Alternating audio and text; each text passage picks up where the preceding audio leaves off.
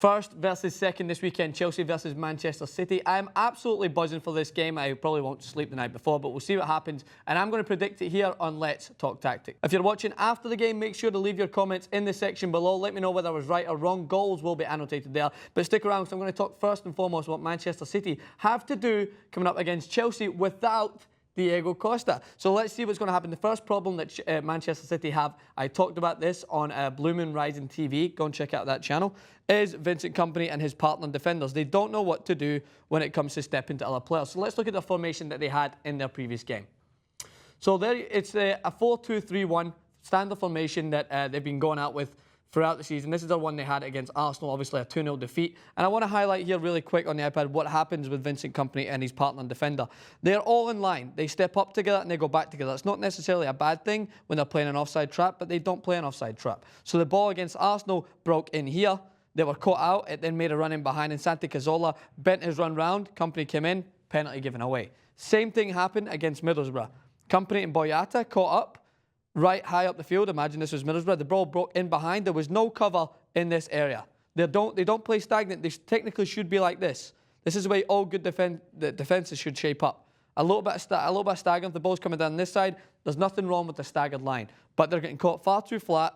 Vincent Kompany and Boyata were caught up high together. The ball broke, then Kompany with a poor back pass. I talked about Kompany primarily on the Blue Moon Rising channel because he's just not at the races right now, diving in too much, leaving himself susceptible to people coming in behind, and he's just not there. So I think Manchester City need to figure that out. They need to put someone a little bit deeper, especially against Chelsea. Now, without Diego Costa, they're going to bring in, I imagine, Loic Remy, who's very fast and utilises the space in behind. So defensively, that's what they need to work on. Attacking-wise, they haven't been scoring as much, and this is why we're going to look at Sergio Aguero. Look at his spotlight right here.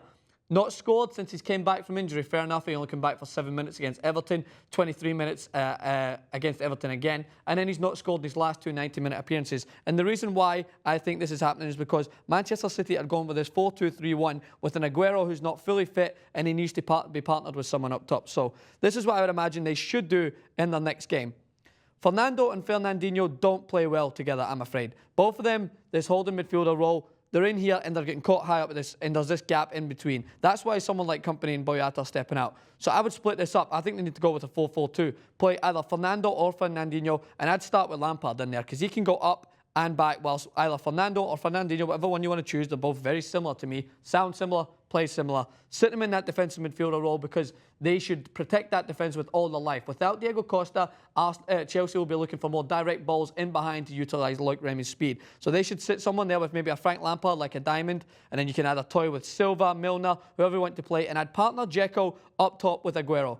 Chelsea conceded goals against Bradford with balls going into the box. And against Tottenham, coming wide and going in. I think Ivanovic is a weak spot. I would utilise the width, get it in the box, because Aguero can hold it up in there, his one-touch finishes, and use Dzeko's height. I don't think Dzeko's been given enough of a chance at the moment for Manchester City. So that's the way I would play wide, get it in the box, and try and punish Chelsea in that area. Let's look at Chelsea, because the problem with the Chelsea right now is that they are a strong, obviously strong title contenders. The Bradford game is not going to throw much of a spanner in the works, but the only thing that will throw a spanner in the works is Diego Costa. Against Liverpool, he got caught up in far too much, and now he's suspended, along with Cesc Fabregas, who's likely to be doubtful, and Philip Luis. So they're going to have to change things around a little bit. This is how I imagine they'll line up.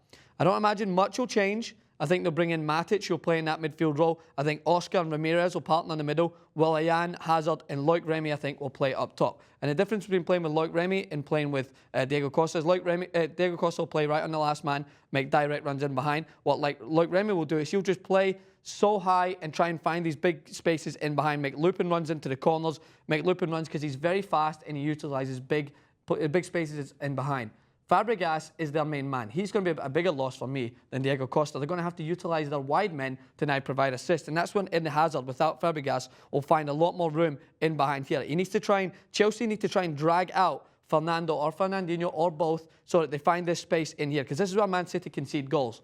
Because as I talked about before, their centre-backs will step up. They don't know where to mark, and then there's room in behind for someone like Remy or Hazard or Willian to stem in behind. But Ramirez, what he will provide that Fabregas doesn't do as much is he'll provide a lot more defensive cover. He'll come back into this area, and him and Matic will play somewhat like a 4-2, two defensive midfielders rather than Fabregas getting caught high up. I think it'll be a low-scoring game. I don't want to be a bore here to bore the neutrals.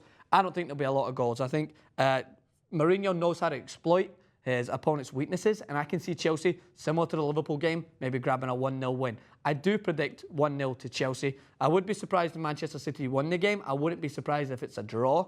I think Chelsea might nip it 1-0. I think Hazard might be the man to lead them with no Diego Costa and no Fabregas. It would be a testament to them as potential champions if they could win without their star men. Make sure to leave your comments in the section below. Subscribe to TYT Sports. Follow us on Twitter at TYT Sports and me at Francis_Maxwell. Thanks again.